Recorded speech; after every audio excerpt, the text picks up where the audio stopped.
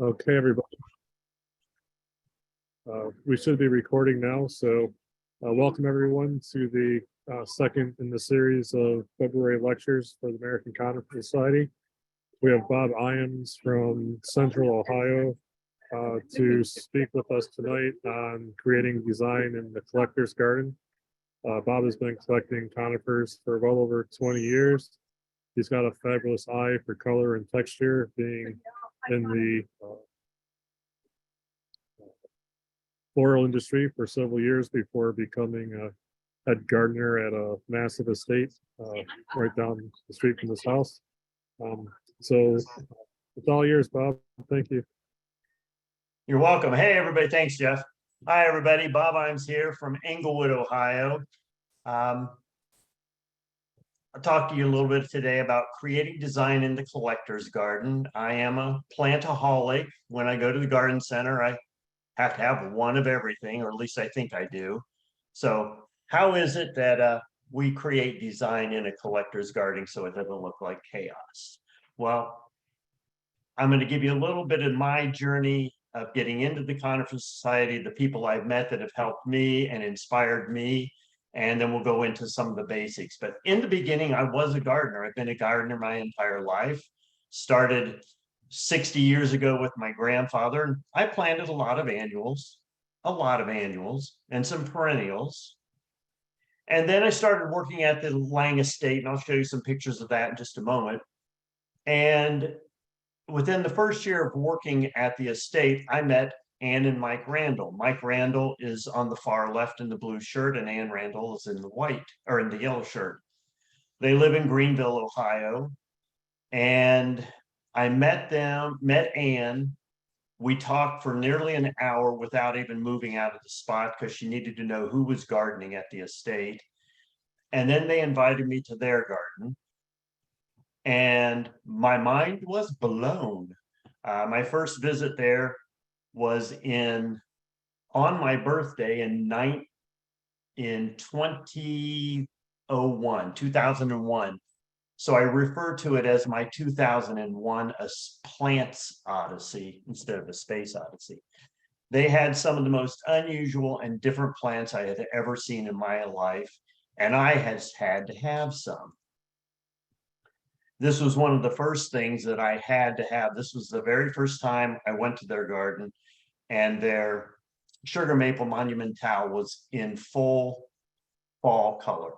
Just absolutely incredible. And of course, me being the novice annual perennial gardener said, "How much trimming do you do on that?" Ann just laughed at me, said, "We don't do a thing to it." She goes, "Every now and then we have to cut one of the leaders out at the very top to keep it nice and straight. But other than that, we don't do anything." So I just thought this was a fabulous plant. I had to have one, and I actually have three. This is another view of their garden, the data that we visited in November. Just, I was amazed by all the fall color.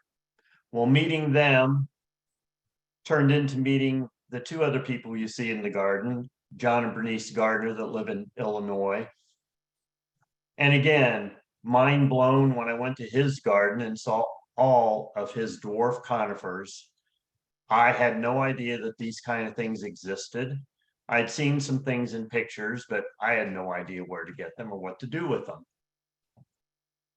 Then I met Jay and Tess Park.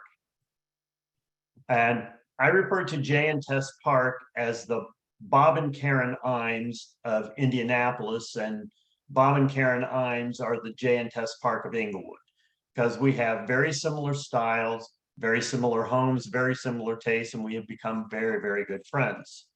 Went to their garden, and their use of conifers, shrubs, Japanese maples, deciduous trees, perennials just blew me away. The naturalistic setting that they created, I was just amazed, just floored and amazed. All the different variety they had.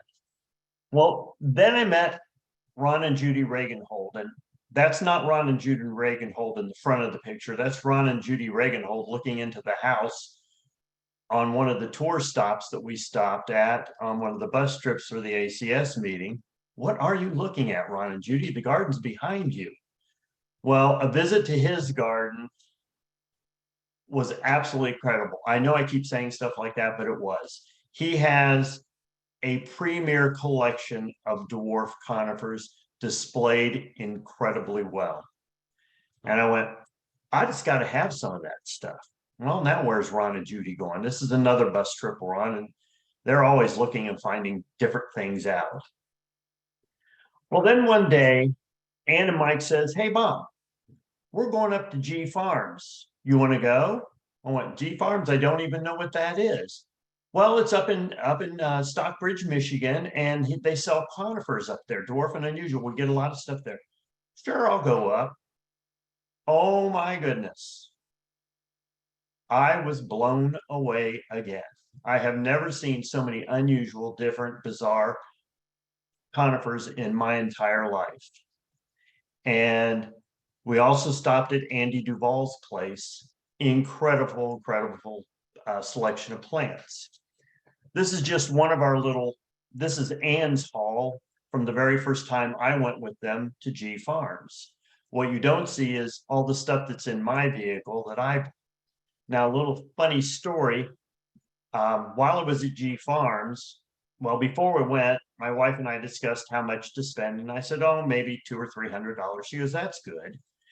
And while at G Farms, I just kept getting one more and one more and one more. And I called Karen up and I said, "Hey, I might be spending a little bit more this time up there."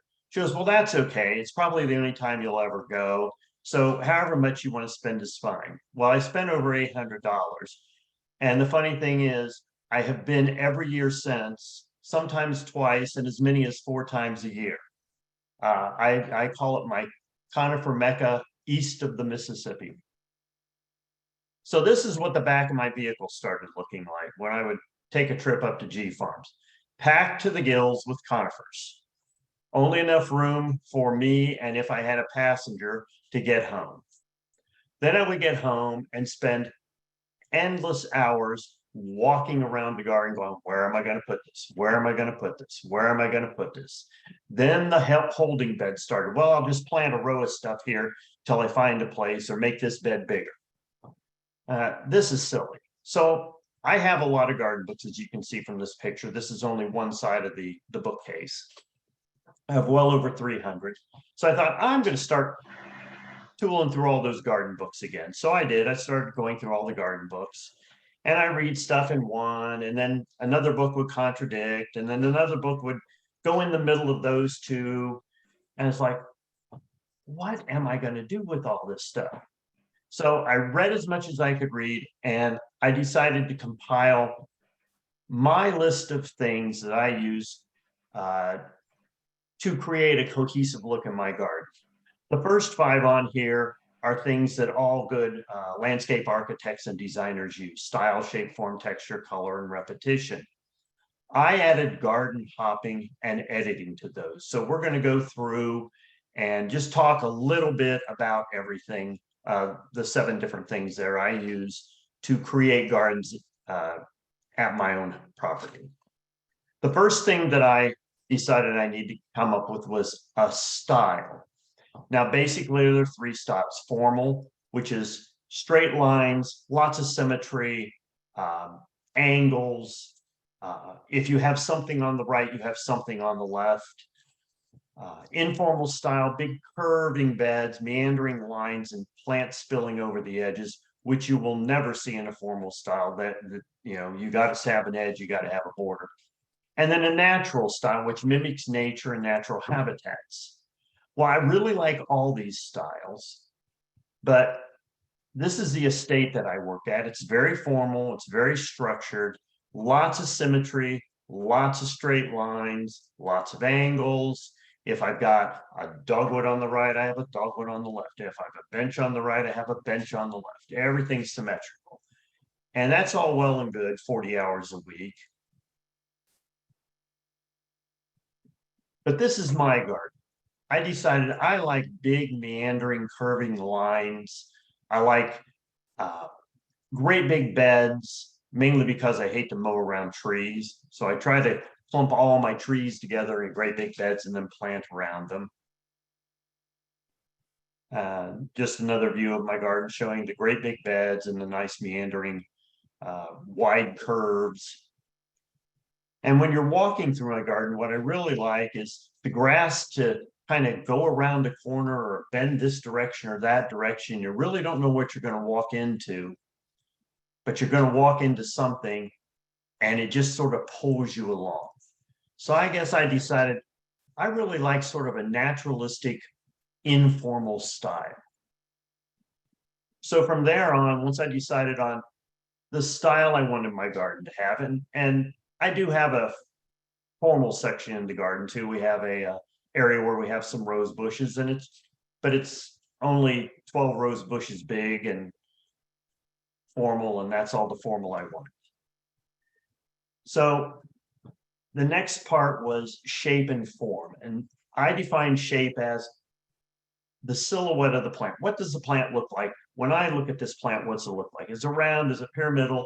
Is it vase shaped? Is it columnar? And form would be, I consider it the characteristics of the plant. Is it weeping? Is it spreading like a ground cover? Is it mounding or is it upright? Landscape architects and designers will interchange shape and form, but this helps me to decide the shape and then the form of the plant itself. What's that plant going to do eventually in the garden? Fortunately, and I'm going to have a lot of pictures in here from gardens that I have visited through ACS conferences on the bus tours and stuff. And I'm sorry if I don't remember where your garden is, but all the pictures you'll see in here are gardens that just blew me away and have inspired me to move, to do different things in my garden. Now, dealing with conifers, we're really fortunate in that we get all shapes and forms of conifers. As you can see in this garden that we visited up east on a bus trip, this is the first garden we visited on a very sunny, bright, crisp fall morning. And when we pulled up, this whole hillside was just jumped right out at you and just screamed at you, come look at me, look how beautiful I am. But this just shows you all the different forms and shapes that we have with conifers to work with. Keep in mind, though, that the shape of conifers can change. This is AB's concolor Mike Stern, a wonderful little mounding conifer until it decides to shoot up a leader. I really liked it as a nice little round mounded conifer, but I'm starting to like it this way too. I let the leader grow, and I've got a very nice, dense dwarf pyramid now. So keep in mind that the shape of that plant can change over the years. Mugo pines, I really like them. You can band a row of 8, 10, 12 different cultivars together, have a nice border. And if you're like me and you got to have one of each variety, just sock in 10, 3, 6, 8, 12 of those in a row and border something with them. But they tend to stay nice, low and mounded for us. Thujaoccidentalis matlack, one of my favorite arborvitaes. Nice little columnar plant, really wavy, twisty foliage on it that gives great texture. We'll talk about texture in just a moment. Fairly slow growing. I've had my matlack in the garden now for 15 years, and it's about 6 feet tall and about 1 foot wide. Form of the plant, the characteristics. This is Picea engelmannii Bush's lace. It has sort of a weeping form to it when it comes out in the spring because the new growth is so heavy on it, but it's an overall pyramidal shaped tree, as opposed to AB's concolor candicans that just stays nice and symmetrical, nice blue color on it, nice good pyramidal tree. And you'll find that I really like weeping pendulous trees. You'll see a lot of pictures of those in here. This is Picea glaucopendula out in Oregon garden, showing a nice columnar plant that its form of weeping down like that. Makes a nice exclamation point in the garden. Larix pendula, Something else to look for in plants. Does it remind you of something? When I took this picture, it reminded me of family of cousin-its from the Addams family. Juniperus rigida pendula, a nice upright growing tree with its pendulous branches, just adds really nice form in the garden. Pinostrobus pendulas happen to be taken at Andy Duvall's house up in Michigan. And I like the contrast between the weeping white pine there and the very pyramidal fir next to it. And does that weeping white pine to anybody else look like Bigfoot? Looks like Bigfoot to me. And this is the famous Norway spruce up at Hidden Lake Gardens, Picea abies pendula. I really like this plant. The day I was there, when I took the view from this side, to me it looks like the giant cockroach at the end of Men in Black, or it looks like a wizard or a sorcerer trying to cast a spell on you. And this is a Picea pungens in the Randall's garden, and does not remember the cultivar of this one, but it's a nice spreading cultivar of Picea pungens that plants approximately 8 feet by 4 feet, and it just covers a lot of ground, and it always has a really nice color to it in their garden. So let's talk about texture. We talked a little bit about texture, right, with some of the previous plants, but now we'll talk about a little bit of texture, the surface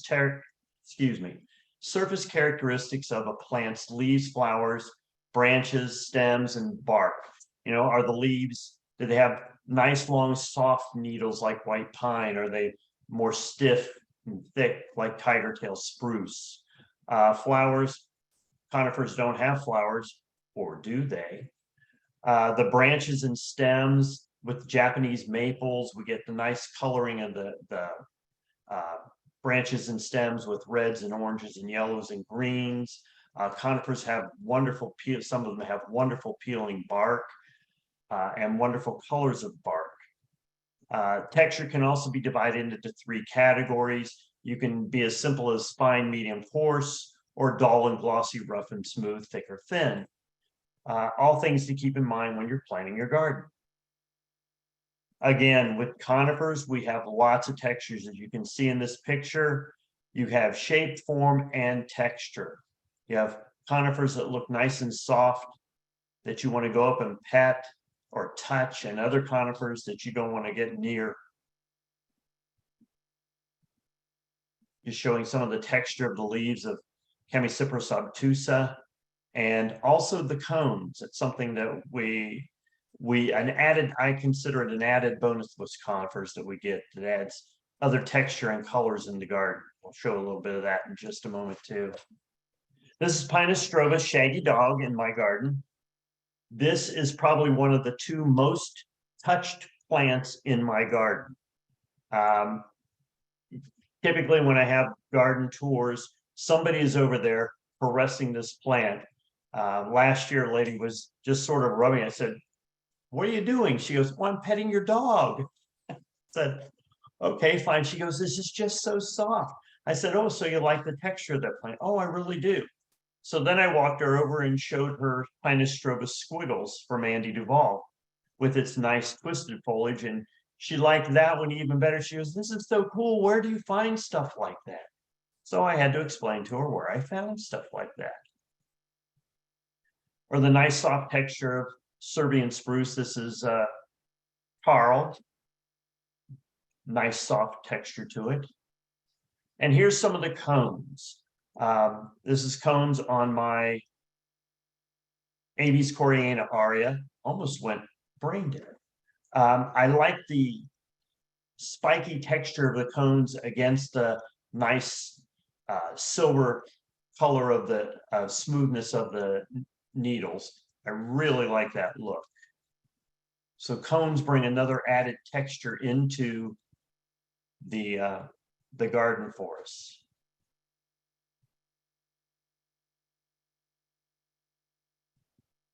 And of course, bark. I realize this is a conifer bark. This is an Acer, but think about the bark of the conifers. Pinus spongiana, which I do not have. Well, I have one in my garden. It's 1.5 feet tall, so I don't have any of the beautiful bark that has. But the bark of the trees, the peeling bark, the exfoliating bark, showing the different colors and layers, really adds a lot of interest into your garden and can add that cohesive factor that you're looking for. So let's talk a little bit about color in our garden too. We're really fortunate with conifers with all their different colors of foliage, but I also want to talk a little bit about light and dark, how light colors tend to move away from you while dark colors tend to move toward you. Now in the garden of Jay and Tess Park, they have planted a Aria pendula beech in front of a purple fountain beech. And you can see that struggle and that contrast is the Aria pendula pushing against the purple fountain, or is the purple fountain pushing toward you? I really like that contrast. The purple fountain really shows that Aria pendula off. In Bob Fincham's garden, several things going on here. In the foreground of the picture, you can see where he's planted a gold drift and Picea pungens, the blues, together and growing them up a stake. And you can see how, in this case, the yellow is the darker color. And in my eyes, the blue is coming toward me and the yellow is pushing back. The other thing I want you to notice about color in here is the color of his house, how it really accentuates all the blue color of the conifers. In my garden, notice how the blue really breaks up the greens, and also see all the different textures that are just with those, 2, 4, 6, 8, 9 different conifers in this picture, the different textures you get that adds a lot of interest to your garden. This is out at the Oregon garden, and I really liked how they used this Scotch moss, the variety Aria, as a ground cover underneath all these blue conifers they had in here. I thought that was really impressive. Scotch moss I've tried it several times here. It doesn't like Ohio's humidity too much. In the summertime, it really dies back some. So I'll find the right place for it, but I really, really like how that Scotch moss really sets those blue conifers off. And this is my garden in fall. And I just wanted to show you this, how the dark green of the conifers really separates the fall colors of the trees and really helps to accentuate those fall colors. And then you have all the different colors of foliage that we get with conifers. This is up at the Chicago Botanic Garden. And it was just a great shot to show the different colors of green and yellow and blue that you have and how they can be combined to make a very, very interesting picture. Just another one of the gardens we visited on our one of our many bus trips at the conventions, showing how they have used the yellows all through the garden with accents of green and blue. Again, at Jay and Tess's garden, their Picea orientalis skylands, how it just really brightens up sort of a grayish, darker area in the garden. Really just adds a point of interest and a really nice focal point in this part of their garden. One of my favorite Thuja occidentalis is Amber Glow, Arbovitae Amber Glow. I really like its dwarf form. I have, I believe, 4 or 5 of them now in the garden. And typically they've all stayed under 18 inches tall and wide. They darken up in the winter to a little more of a ambery gold color. Just adds a lot. If you need a small plant to brighten up an area, this is a great choice. Another plant that I dearly like in my garden because of its color is Picea omarica commends. It has a lot of blue. The omaricas have bicolored needles, green on one side, blue on the other. This one just really shows a lot of its blue all the time. I really, really like this plant to add color in the garden. And again, we can't forget about cones, especially on the Abies. Abies can have cones of so many different colors. And these are even the pollen bearing cones on one of my concolor firs. And I had a garden tour one time early in the spring when the pollen bearing cones were on the plant. And one of the people asked me if those were blackberries. I said, well, that's a conifer. How can they be black? Well, I didn't know where blackberries came from. I said, no, they're not blackberries. They're the pollen cones.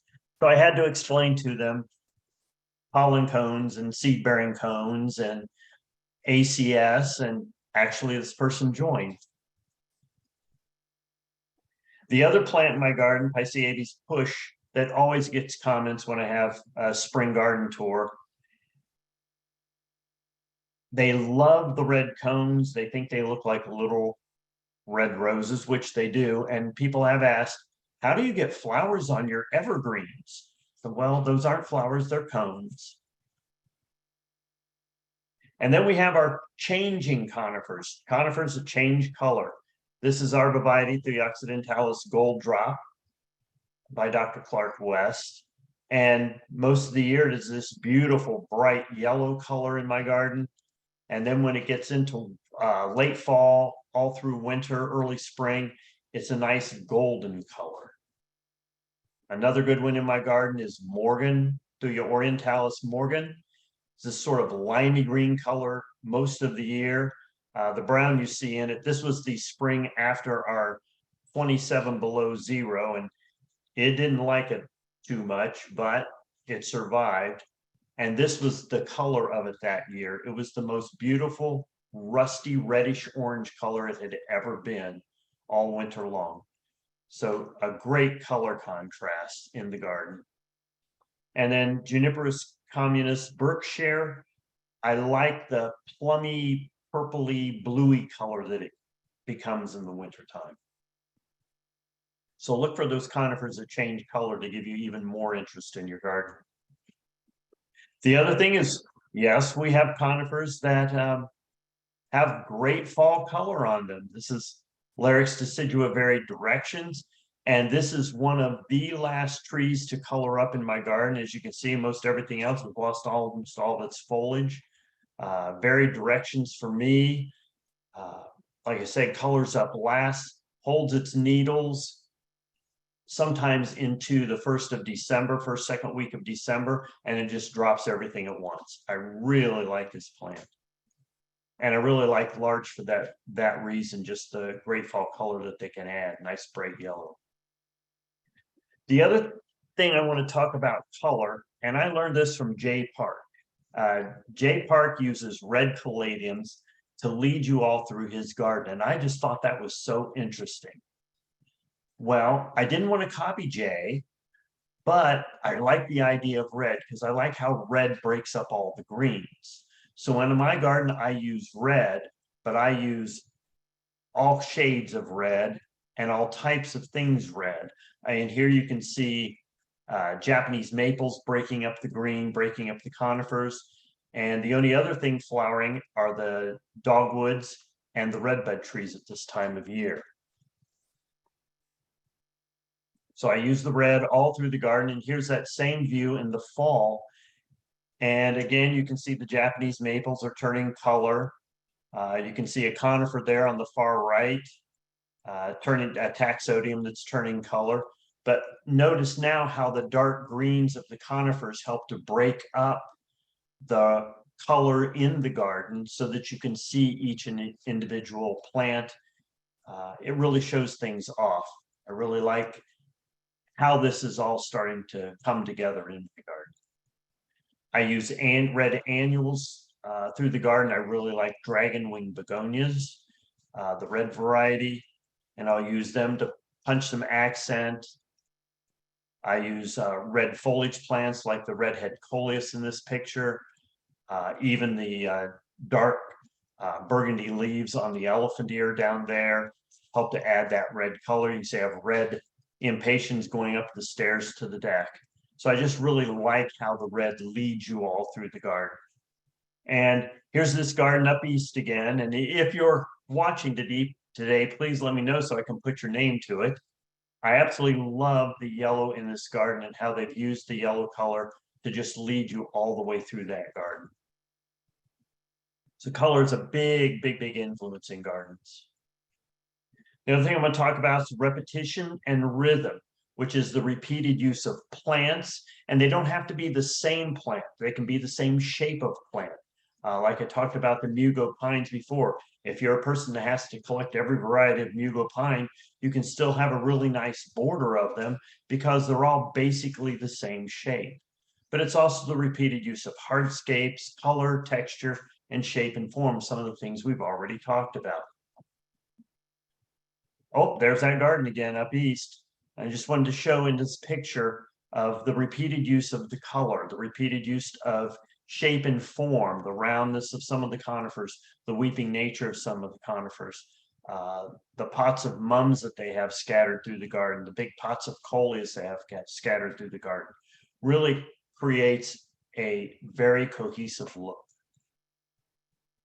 In my garden, this was a happy accident of repetition.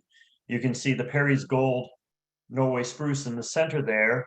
And then to the right of it is a baptisia that has sort of chartreuse foliage and yellowish and white bloom on it.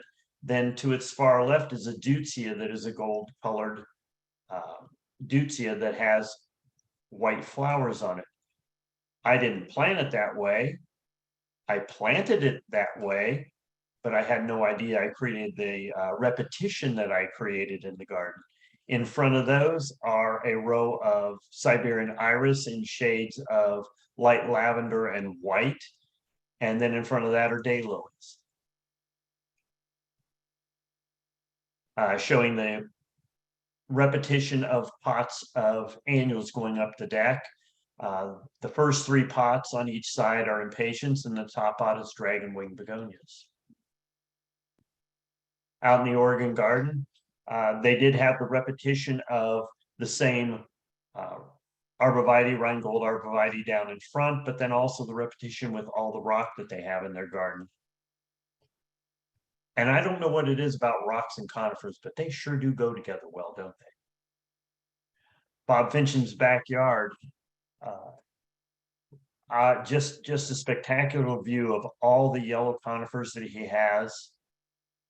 And then with just pops of blue throughout and pops of the reddish coral color from the Japanese maple and the other flowers that are starting to bloom. Just a really nice view in his back garden. The Gall brothers garden out in Moline, Illinois. Absolutely great repetition with the stone stairs that they built down to their rock garden. The use of the larger boulders as accents, then the next size down boulders as edging, and then the smaller gravel and rock as fill-in. Just a great way to add repetition in the garden and adds just a nice cohesive look. This is a garden that I visited when we were up in Washington, D.C. On an ACS conference. And the repetition of the mondo grass that lets your eye sort of rest a moment. But then you have the repetition of the stone path that goes through, and then just the rock that they have. This is just a very tranquil, beautiful garden that we visited. And then you're going to see this picture one other time, but this was also on that same, this was on the trip we took to Brent and Becky's, the ACS conference that we took there. And this was in one of the gardens. They have the repeated use of the color lavendery blue or periwinkle blue in the garden, the repeated use of the same plants, the white muhly grass in the center, and then the blue and white cedrus in the background. Just a really nice picture showing cohesion. So garden hopping, how you gain. We're going to talk a little bit about the things that I have added to that basic list that landscape architects tend to use. I get a lot of inspiration from visiting other people's gardens. I get a lot of ideas. Can I do everything? No. Can I do everything on the scale that some of these people do? This happens to be Hind Lake Gardens. I think this is absolutely incredible. I don't have the room to do something to that scale. This is part of the Oregon Garden. Again, I don't really have the room to do something on that scale. This is Talon Buchholz's nursery that I was fortunate enough to visit in 2019 when I was out for the national meeting in Oregon. And I don't have the room to do something that scale, but I do have the room to do something like this. And I think that gives me a little bit of this look that I was going for in my garden. So use garden hopping and visiting other gardens to gain inspiration to do something that you really like. This was again that garden up in Washington, D.C. And I walked into this part of the garden and that rock just looked, the placement of that rock, it looked like a whale coming up out of the ocean. I just really like how that looked in there. And one of these days I'm going to have a whale rock in my yard. Another one of the ACS trips that we took, this one I believe was down in Tennessee. I really like the use of rock and how we got down into their garden. Another one showing all the rock that's used in the garden. Just different things that I want to do. I don't have the room to do something like this, but I'm working on, if you notice in the, right at the edge of the pond, how the rock are hanging over the pond. I finally located some rock that I think I'm going to try to do a little portion of my pond like that. Just some more gardens that we visited on bus trips with the ACS.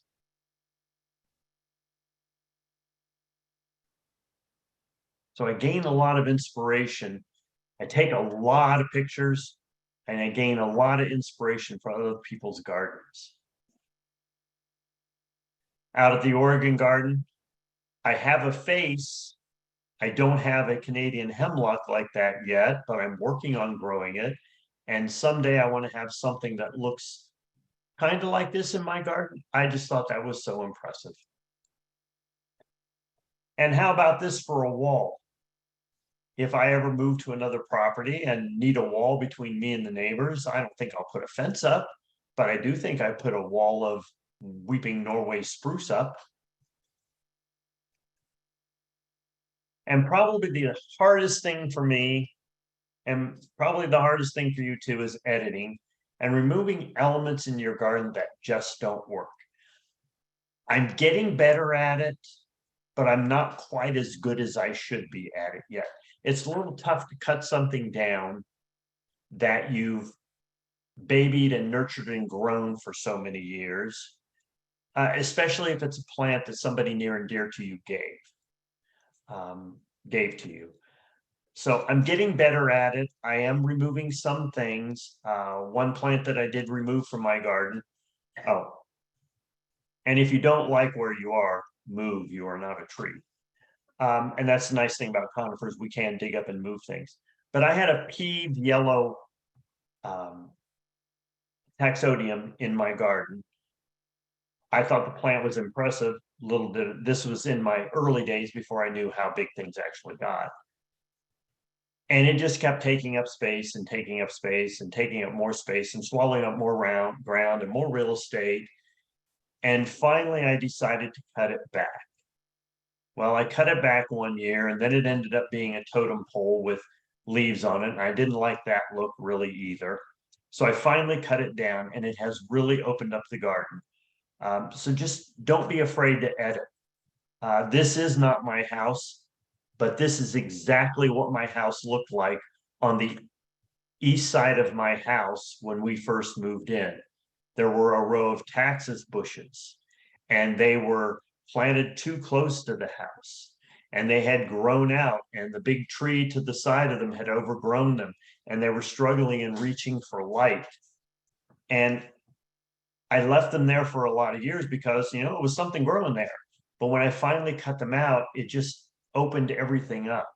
So don't be afraid. You got to at some point say, hey, I'm tired of doctoring this plant. I just need to get rid of it. Pull it out. Think of things as new opportunities, a space to get a new plant in your garden. This was out in the Oregon garden. And when I walked into the garden, the first thing I saw was that Pinus sylvestris green penguin right there in the center. And then I went, oh my God, who planted this grass in front of this? I cannot believe it. Well, everybody that started coming around, we're talking about this and just going, somebody needs to get this thing moved out of here. This is ridiculous. Well, little did I know, but just on the other side of the berm, the gardeners were working. Well, the next day when I came out to the garden and walked around, lo and behold, that grass was gone. But look how much better that green penguin looks. So editing is a big thing. And then this is an expanded picture of it. Just kind of visualize that grass there, and then it looks so much better now. So just edit, people. Don't be afraid to cut things back a little bit. What I try to do in the garden is I try to cut a plant back. If I can't cut it back to make it look nice, and then it, as Chubb Harper say, it's going to take a one-way trip on the chipper truck. So end product. Follow all these rules. What does Bob end up with? Well, we'll go over through a few things here first. In this picture, this is on my friend and Mike Randall's house. You see repetition in the Hackenicola grass in the foreground, shape and form with the Hackenicola grass and the weeping Norway spruce. You get a textural contrast. And then you also have a focal point. I didn't talk a lot about focal points in a garden. I don't believe all gardens need a focal point. I like, as I said, a naturalistic, informal view. So some of my beds have no focal point. Your eyes just moving all around. For focal points in my garden, a lot of times I don't use plants, but I'll use a statue or a pot with annuals or something in it. And here's this picture from the Northeast region tour that we went on, showing the repetition of the color of the plants, the repetition of the same plants, the color that was used in here, and again, a focal point. And when you first look at this, the focal point of the picture, for me, is the white muley grass in the center. But if you think back maybe 2 months ahead, everything's going to be green in there, and the focal point is actually going to be that blue and white cedrus behind it. So focal points can change in a garden too. And I like beds like that, where the cedrus is the focal point for a few months, but then when that white muley grass pops, then that becomes the focal point of the picture. So some other things from the Oregon garden. You have repetition of color with all the yellow plants that they used in here. You have shape and form. You've got the shape of the round-mounded grasses in the front, the upright conifers in the picture. You have repetition in the rock that's used. You have the textural contrast between the rocks and the plants themselves. This is another garden that we visited on a tour. This was just one of the most captivating pictures that I took walking around at this tour. I loved how that big curved rock there to the left just sort of sweeps your eye down to the gravel, or if you start at the gravel, it just sweeps your eye up. There's so much movement in this picture. I like the textural contrast in the conifers and the big agave that's in the back. Just really, really nice cohesion in here. The garden that we visited up east again, that had all the yellow conifers in it, but just showing the textural repetition that you have in here. Just a really, really nice put together garden. In my own garden, repetition of the rocks, because I really liked a lot of those rocks I saw at the Oregon garden. So I'm trying to to build a little bit of that into mine. But then you have textural contrast and the conifers color contrast, shape and form contrast in here too. So it just makes for a nice cohesive picture. So by using a lot of these things that I talked about, and I know I went kind of fast through some of them because I tend to start talking a little faster and faster and faster. I try to slow myself down. But if you put some of these practices to work for you, you can have a garden that is cohesive. You can have a garden that you have one of this and one of this and one of this and one of this and one of this. You don't have to plant in drifts of 10 and 12 and 15 and 20 of the same plant. You can have a garden that looks incredible year round just by following a few of these easy steps that I find to be a little hard to put into place, but once you start doing it, it gets easier and easier. So with that, Jeff, I'm going to plug my sale, if you don't mind. Because one question I always get asked is, where do you get all your plants from? Well, I shop a multitude of places, but if you remember from the beginning of the presentation, Ann and Mike Randall, 16 years ago, Ann Randall put a bug in my ear and said, hey, why don't you have a plant sale at your house? We need something like that around here. And I said, well, okay, I'll see what I can do. Well, the first year we had about 55 people show up for a sale. We had 3 vendors, and it was nice and fun. And the next year we had 5 vendors and a little over 100 people showed up. And now here we are 15 years later, we have anywhere from 17 to 20 vendors that come to the garden and set up all through my garden. And we have anywhere from 350 to 500 people that show up for the sale. It has become a really nice function.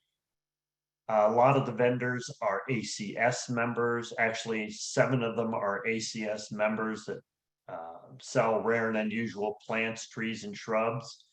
So if you're in the area, come on down. And with that, I'll turn it over to questions if there's any.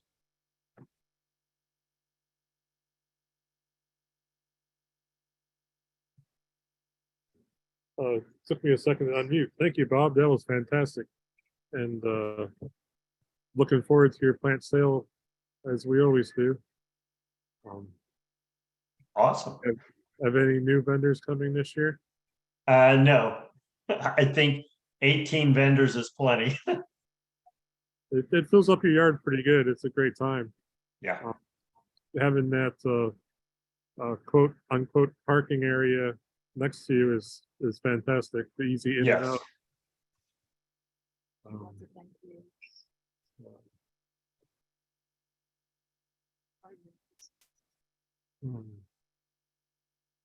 So the videos will be on YouTube eventually. We're working on that. It just takes time, and we're trying to get the next issue of the CQ out, next couple of weeks. So once that's done, we'll probably start working on getting some presentations up on YouTube. So watch for the emails. Who can't see a chat? I can't. Okay. There are no questions through the, where's the place in Michigan where you bought plants? Oh, that was G Farms. Yep. GEE Farms. They have much more than just conifers there as well. Yes. So it's one place for everything pretty much anymore. They get It's there an in the morning. incredible Don't forget the donuts. Yes. Let's have fresh baked donuts. What is that? Do you have any solution for rabbits eating conifers? A gun. Yes. And you have teenagers, so they probably don't like that too much.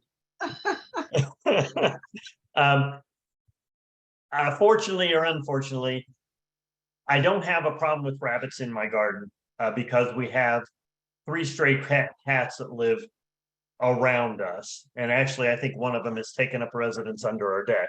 So they are taking care of the chipmunks, the squirrels, and the rabbits right now. The biggest problem I have in my garden is deer. I spray liquid fence for deer, and I also cage everything that I do not want the deer to bother. And currently, if you come into my garden, it looks like I have a prison garden because there are 73 cages around plants right now. Oh my. Yeah, oh my, I hate it. But it keeps them alive. So someone asked where do they find conifers for sale? I was just mentioning our nursery discount program that's on the website. Um, I don't know what tab it's under, but search for nursery discount program and you'll be able to find a list of places that have fantastic selections of conifers.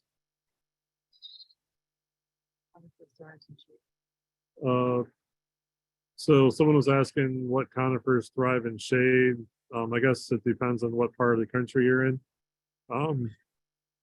In the southeast, just about everything, but go ahead, Bob. Well, for me, what it also depends on the type shade you have. Is it light shade? Is it dense shade? Is it shade underneath deciduous or evergreen trees? How high are they limbed up? But for me, I'm able to grow oriental spruce in some shade, Chamaecyparis obtusa, Norway spruce will tolerate some shade. What else do I have? Oh, and firs, especially concolor, and concolor fir tends to do the best in some shade for me. Now they all get some sun. If you notice from my pictures, you'll see that I have a lot of trees in my yard, a lot of big, tall, mature trees, and I have had a lot of them limbed up so that I have high shade. I have no spot in my garden that gets full sun from sun up to sundown. Probably the most sun I get are in the areas where I've had quite a few trees removed, and in those areas I maybe get 8 hours of sun a day at the most.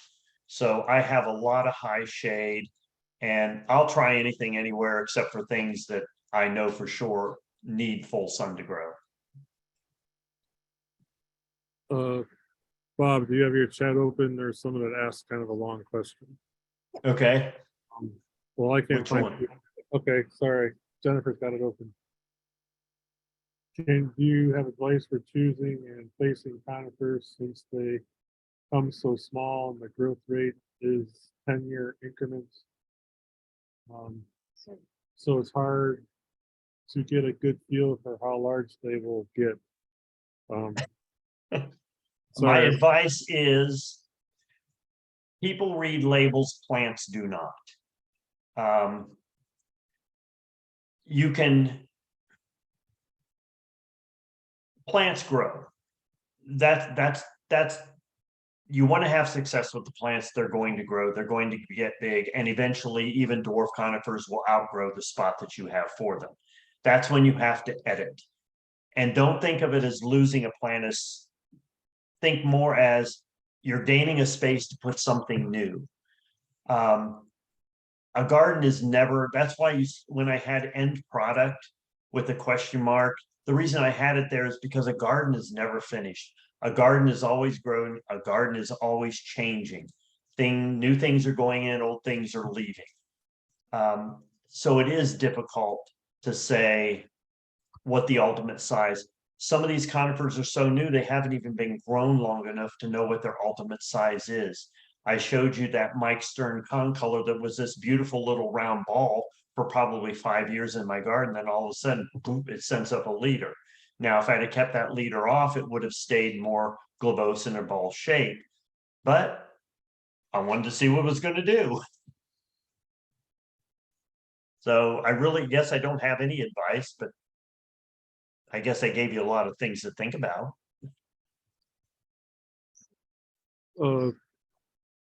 there's lots of thank yous. Everybody really appreciated your presentation. Somebody was asking, when's a good time to move conifers? For us in Ohio right now, because we have the soil's not frozen, our ground's not frozen at all, and everything's still very dormant. I tend to like to move things either in October or in February is when I try to move conifers if I'm going to move them. Somebody was wondering if it was possible to get a list of gardens from the presentation. I think almost all of them were ACS members, right? Yes, they were all, and unfortunately, I did not take people's names and to put names with places because I never thought I would put a presentation. I had no inkling I'd ever put a presentation together that would use all these different, but I've gained so much inspiration from being on going to the ACS conferences and being on the bus trips and seeing all these people's gardens. It just really has opened my eyes. I'm just always amazed when I go how much I learn and how much I see. I think if people want to see some of the gardens in your lecture, if they are in different parts of the country and look up the members by state, they can see which ones have open gardens and ask to visit. That's a good way of seeing a lot of members' gardens. There's also the national meeting coming up in Charlotte, where you'll be seeing some very amazing private gardens.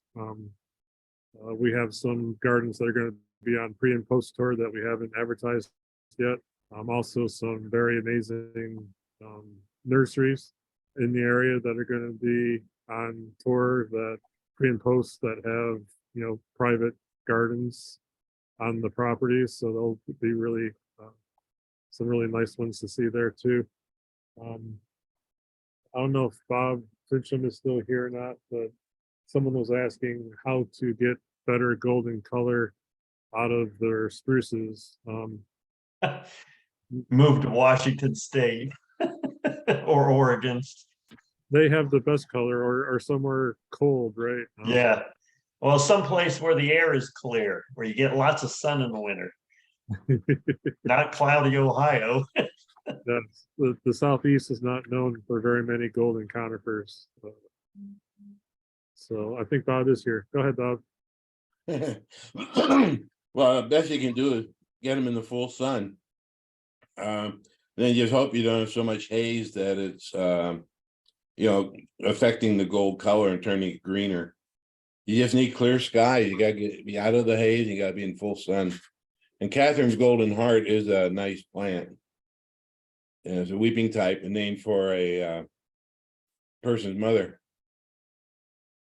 Smog is not your friend for golden conifers, is it? No, not at all. That's why gold drift doesn't color up so great in the Southeast. You have to get it up into elevation. If you get elevation, you know, up in top of some of the mountains, North Carolina, places like that, then they'll color up in the full sun. But if you're down in lower lands, it's almost hopeless. Okay. We have time for maybe another question or two. Richard was asking, is there a reason to have smaller rocks around conifers? Is there a reason? Does it help keep the deer away or rabbits away? I know we use boulders for accents. Yeah. But Some people use a smaller rock as ground cover. I think it's just it's your aesthetic. Do you like that? I don't know that it helps keep any of the animals away. I just think it's an aesthetic, if you like that look or not. One of the things that might help with rabbits is if you have fruit trees and you prune them in the late fall, early winter, lay the branches around, because rabbits don't like to turn their heads sideways to feed, and they'll gnaw on the branches laying on the ground. One thing I did find is 2 years ago, The deer always ravaged my rock garden. They especially like the hens and chicks all through my rock garden. And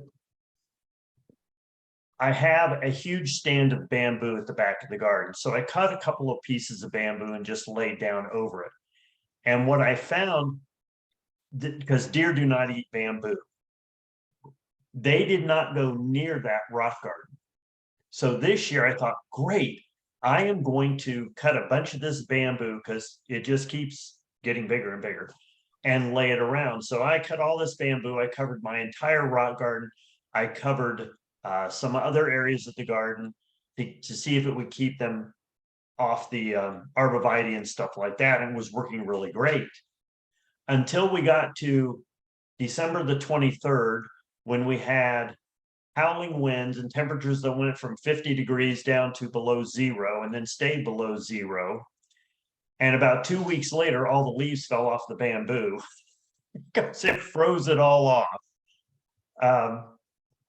So much for that working this year. But I did find last year that the deer did not bother anything that I had put bamboo over the top of or around.